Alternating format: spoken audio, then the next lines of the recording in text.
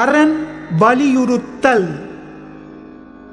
சிறப்பு ஈனும் செல்வமும் ஈனும் அறத்தின் ஊங்கு ஆக்கம் எவனோ உயிர்க்கு.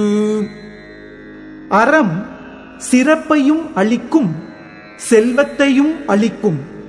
ஆகையால் உயிர்க்கு அத்தகைய அறத்தை விட நன்மையானது வேறு யாது? அறத்தினூங்கு ஆக்கமும் இல்லை, அதனை மறத்தலின் ஊங்கில்லை கேடு.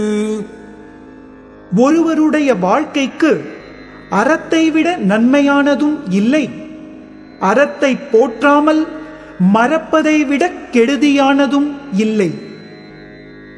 ஒல்லும் வகையான் அறவினை ஓவாதே, செல்லும் வாய் எல்லாம் செயல். செய்யக்கூடிய வகையால் எக்காரணத்தாலும் விடாமல் செல்லும் இடமெல்லாம் அறச்செயலை போற்றி செய்ய வேண்டும். மனத்துக்கண் மாசுகிலன் ஆதல், அனைத்து அரண் ஆகுல நீரபிற. ஒருவன் தன் மனத்தில் குற்றம் இல்லாதவனாக இருக்க வேண்டும். அறம் அவ்வளவே.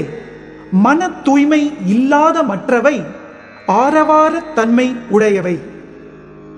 அழுக்காறு அவ வெகுளி இன்னா சொல் நான்கும் இழுக்கா இயன்றது அறம். பொறாமை, ஆசை, சினம், கடுஞ்சொல் ஆகிய இந்த 4 குற்றங்களுக்கும் இடம் கொடுக்காமல் அவற்றை கடிந்து ஒழுகுவதே அறமாகும். அன்று அறிவாம் என்னாது அறம் செய்க, மற்று அது பொன்றுங்கான் பொன்றா துணை. இளைஞராக உள்ளவர் பிற்காலத்தில் பார்த்து கொள்ளலாம் என்று எண்ணாமல் அறம் செய்ய வேண்டும்.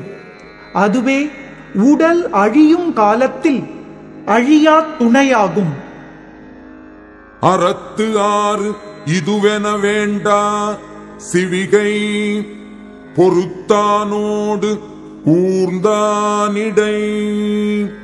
பல்லக்கை சுமப்பவனும் அதன் மேலிருந்து ஊர்ந்து செல்லுவோனும் ஆகிய அவர்களிடையே அறத்தின் பயன் இஃது என்று கூற வேண்டா.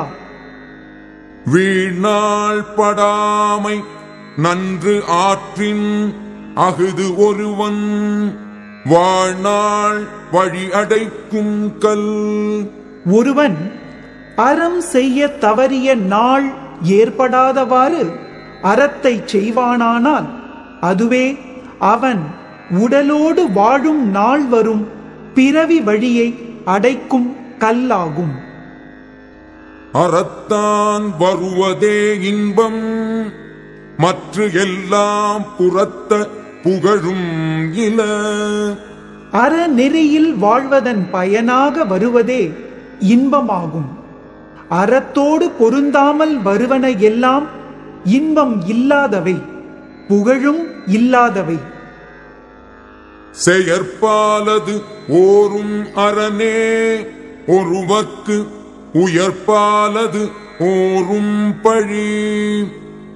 ஒருவன் வாழ்நாளில் முயற்சி மேற்கொண்டு செய்யத்தக்கது அறமே, செய்யாமல் காத்து கொள்ளத்தக்கது பழியே.